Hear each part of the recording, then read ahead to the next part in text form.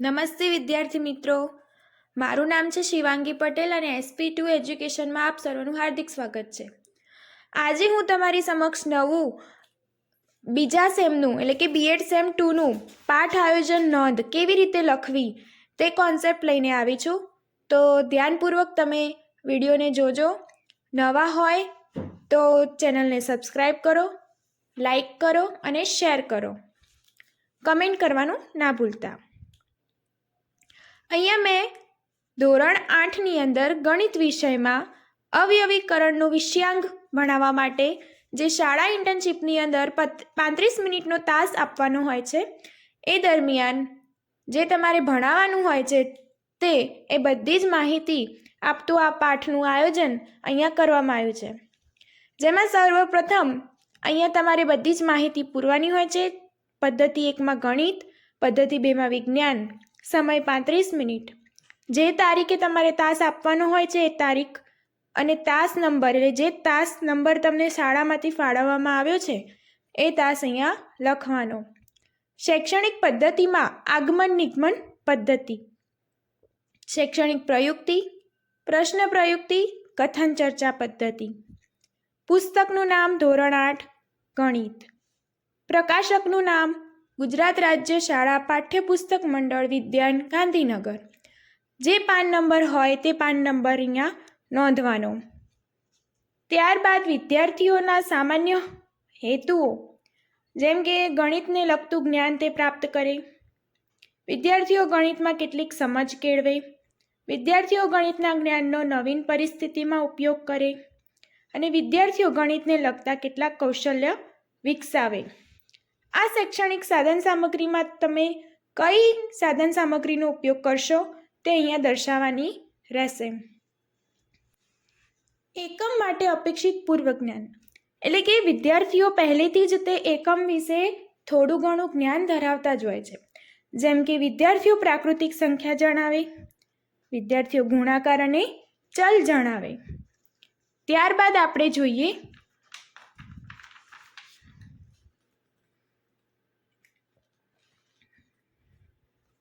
વિષયાભિમુખ કૌશલ્ય પહેલાં કરાવવાનું રહેશે કમ્પલસરી દરેક તાલીમાર્થી ભાઈઓ બહેનોને. જેમાં અહીંયા શિક્ષકની પ્રવૃત્તિ લખવાની, અહીંયા વિદ્યાર્થીની પ્રવૃત્તિ અને અહીંયા આગળ કાપા એટલે કે કાળા પાટિયા પર તમે જે નોંધ કરવાના હોય તે અહીંયા લખવાની રહેશે. અહીંયા શિક્ષિકાએ પૂર્વ જ્ઞાનને આધારે પ્રશ્નો પૂછી અને વિદ્યાર્થીઓને વિષયાભિમુખ કરશે. જેમાં પહેલો પ્રશ્ન પૂછશે કે પ્રાકૃતિક સંખ્યાઓ કઈ કઈ છે, તો વિદ્યાર્થી એનો જવાબ આપશે કે 1, 2, 3, 4 અને 5. પછી શિક્ષક બીજો ક્વેશ્ચન પૂછશે કે 30 = 5 × 3 × 2, એમાં 5, 3, 2 એ બધા એ 30ના શું કર્યા કહેવાય? તો વિદ્યાર્થી જવાબ આપશે કે અવયવો. 5x y ને ગુણાકારના સ્વરૂપમાં લખો એવો પ્રશ્ન પૂછે ત્યારે વિદ્યાર્થી કહેશે 5 × x × y. આ અવયવો પાડવાની, ગુણાકારના રૂપમાં લખવાની આ પ્રક્રિયાને શું કહેવાય છે? ત્યારે વિદ્યાર્થી કહેશે કે અવયવ પાડવાની અને ગુણાકારના રૂપમાં લખવાની આ ક્રિયાને અવયવીકરણ કહે છે.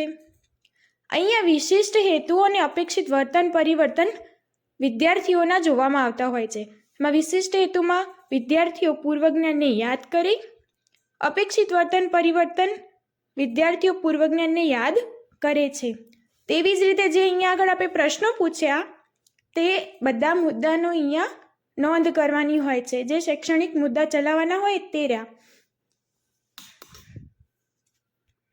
ત્યારબાદ હેતુ કથનમાં જે શિક્ષકે વિદ્યાર્થીઓને વિષયાભિમુખ દ્વારા જે તે એકમનું નામ લેવડાયું હોય છે તેને પછી શિક્ષક વિષયાંગ એટલે બોર્ડની અંદર વિષયાંગનું નામ લખશે.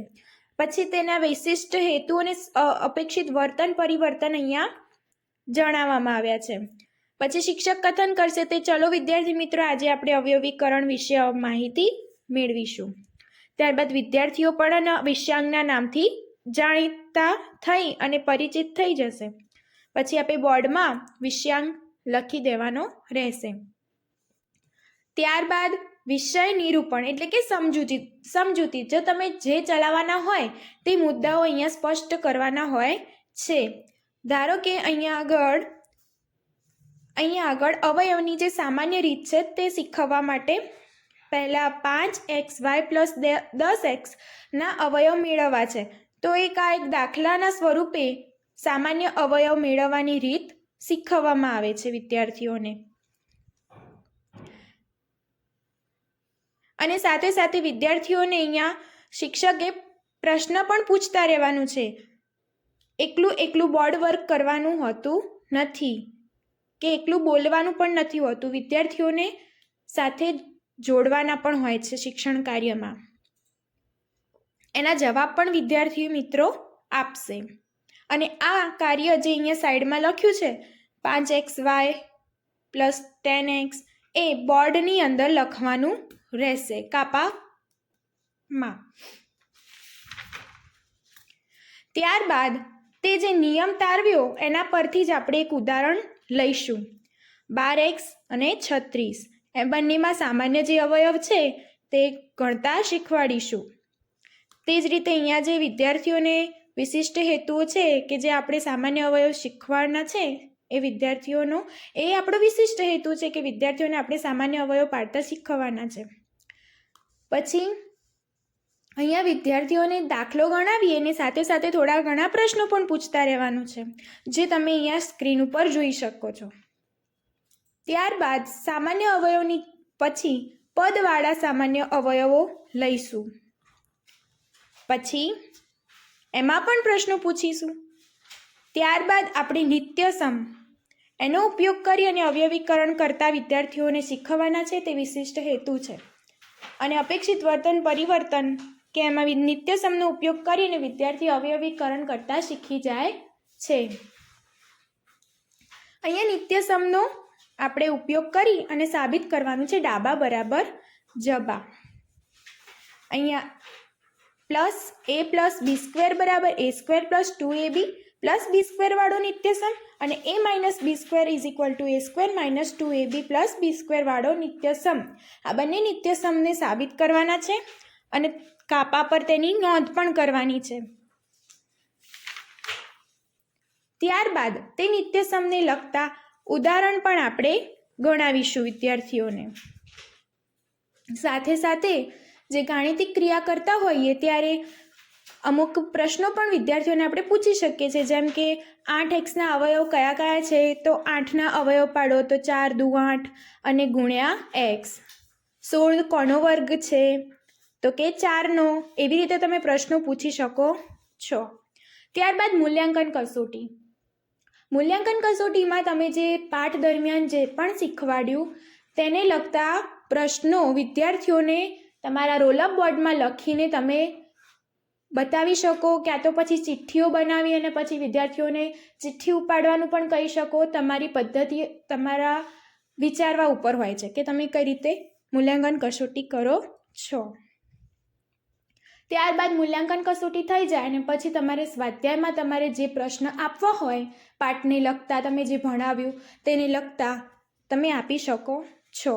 અહીંયા આગળ કાપા નોંધ એટલે કે તમે જે કાપા કાર્ય કર્યું છે બોર્ડમાં એ તમારે અહીંયા નમૂના રૂપે બતાવવાનું છે કે તમે ત્યાં વર્ગખંડની અંદર કેવું કાપા કરશો.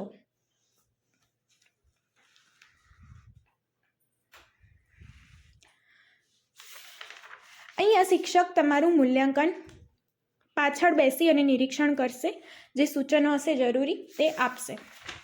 તો આશા છે કે તમે બધા ધ્યાનપૂર્વક આ વિડીયો જોયો, તમને સમજણ પડી.